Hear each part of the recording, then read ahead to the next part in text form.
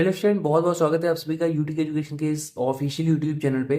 Integration के important series में आपका आज ये नया क्वेश्चन है। ठीक है, बहुत ज़्यादा इंपॉर्टेंट, ये भी इस साल के बोर्ड एग्जाम के लिए आपके लिए होने वाला है। ठीक है जी, प्ले लिस्ट मैंने बना दी है ना जी। लगभग 4-5 क्वेश्चन आप सभी के हो चुके हैं उसमें, उसको कंप्लीट जरूर कर ली। तो प्ले लिस्ट की लिंक मैं डिस्क्रिप्शन बॉक्स पे डाल दूंगा। ठीक है, स्टार्ट करते हैं इस क्वेश्चन को, आइए देखते हैं।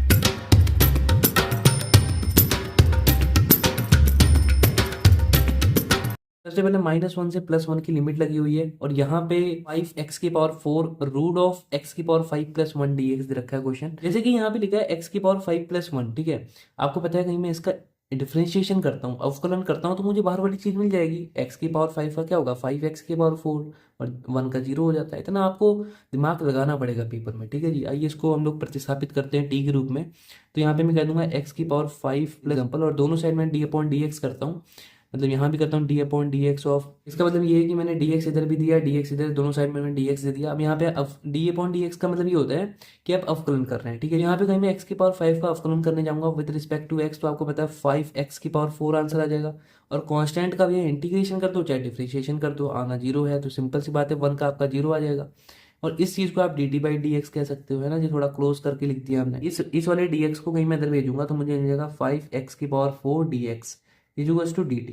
अब यहाँ से आपको समझ में आ रहा है, कहीं मैं इस चीज को लेट करता हूँ तो मैं इस चीज को ही लिख सकता हूँ। कैसे, देखो, कहीं मैं अंदर वाली चीज को t लेट कर लेता हूँ। ठीक है, तो ये 5x⁴ dx है ना, जैसे यहाँ लिखा है 5x⁴ और dx है, तो सब गुणा भी लगा है ना, मतलब इनको क्लोज क्लोज करके कहीं मतलब इन दोनों को मिला के मैं dt लिख सकता हूँ। बट कब, जब मैंने अंदर वाली चीज को t माना हो। अब समझ रहे हो, लिमिट वाला खेल है तो यहाँ पे लिमिट भी चेंज होगी। आप लिमिट देख लेते हैं क्या होता है।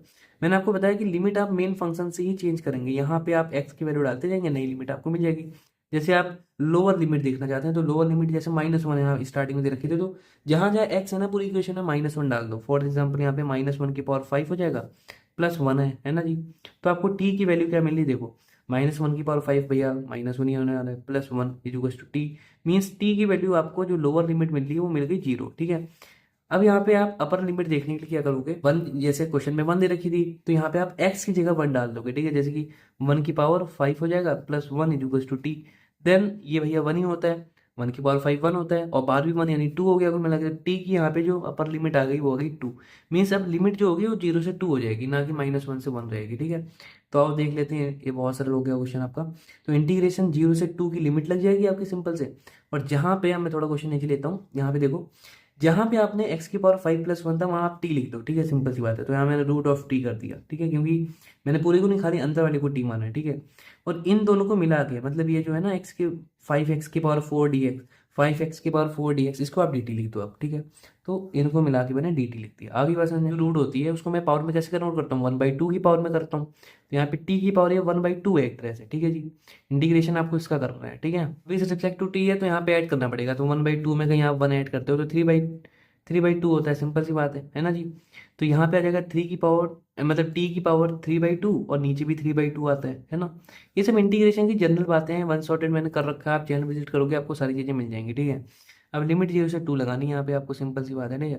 इसको कहीं मैं बाहर लेता हूँ और लिमिट से, है ना, सबसे बाहर ले लेता हूँ कॉमन एक तरह से, तो ये पलट के 2/3 हो जाएगा। ये नीचे हर में दे रखा है, कहीं मैं इसको ऊपर ले लेना चाहूँ तो ये पलट जाता है ना जी। जैसे 3/2 है तो 2/3 हो जाएगा। ठीक है, और यहाँ पे आप t में 3/2 जो लिखा है पावर, यहाँ पे आप 0 से 2 की लिमिट लगा दो। सिंपल से लिमिट लगाओगे तो कहीं लिमिट लगाने जाओगे तो पहले यहाँ पे t की जगह 2 डालोगे, तो 2 की पावर 3/2, और -0 डालने जाओगे तो 0 ही हो जाएगा टोटल। अब इस चीज को आप लिख सकते हो, देखो 2/3 तो है ही आपका। ठीक है, सिंपल सी बात है कि यहाँ पे आपका 2/3 तो है ही है।